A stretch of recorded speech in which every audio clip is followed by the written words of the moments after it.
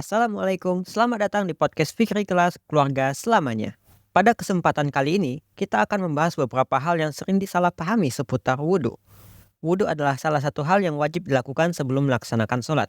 Namun ada beberapa hal yang masih sering disalahpahami banyak orang, sehingga perlu untuk kita bahas satu persatu. Pertama, apakah makan membatalkan wudhu? Sebagian orang mengira bahwa makan dapat membatalkan wudhu. Hal ini adalah kesalahpahaman. Makan sesuatu itu tidak membatalkan wudhu, kecuali makan daging unta.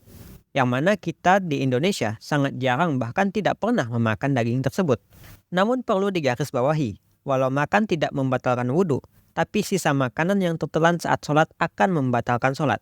Sekali lagi, makan tidak membatalkan wudhu, tapi sisa makanan yang tertelan saat sholat akan membatalkan sholat. Kita tidak perlu mengulangi wudhunya dari awal. Kita cukup kumur-kumur untuk membuang sisa makanan yang ada pada mulut kita.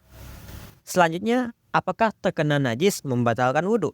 Ini juga merupakan salah satu hal yang sering disalahpahami. Terkena najis, ingat ya, terkena, yakni misal kalian menginjak kotoran. Nah, itu tidak membatalkan wudhu. Namun perlu digarisbawahi, walaupun terkena najis tidak membatalkan wudhu, tapi terkena najis akan membatalkan sholat kalian. Sekali lagi, terkena najis tidak membatalkan wudhu, tetapi membuat sholat kalian tidak sah. Maka apa yang harus dilakukan?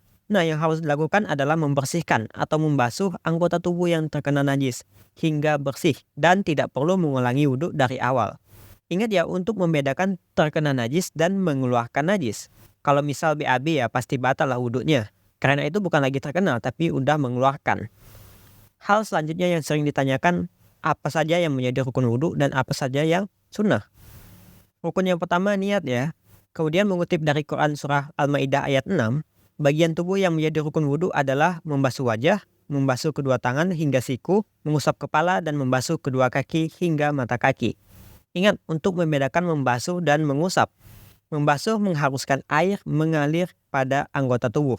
Dan mengusap hanya perlu membuat anggota tubuh tersebut terkena air saja. Dan wudhu harus dilakukan dengan tertib dan berurutan.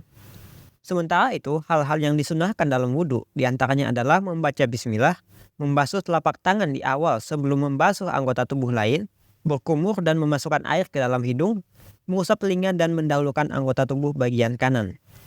Lalu, apakah wudhu harus dilakukan 3 kali basuhan?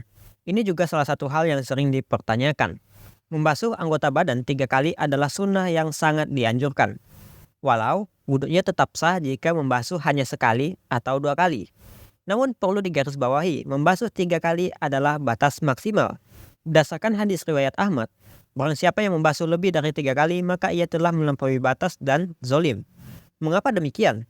Syariat Islam juga memperhatikan bagaimana kita menggunakan air, yang mana boros dalam penggunaan air adalah suatu hal yang perlu dihindari. Yang mana boros dalam penggunaan air adalah sesuatu hal yang perlu dihindari. Nah, terkadang saya pribadi dalam berwudhu, misalnya saat puasa Ramadan, saya biasanya berkumur itu hanya 1 kali. Mengingat berkumur adalah sunnah wudhu dan demi menjaga puasa yang pada saat itu adalah sifatnya puasa wajib. Semoga membantu. Wallahu a'lam bishawab. Sampai jumpa di episode selanjutnya.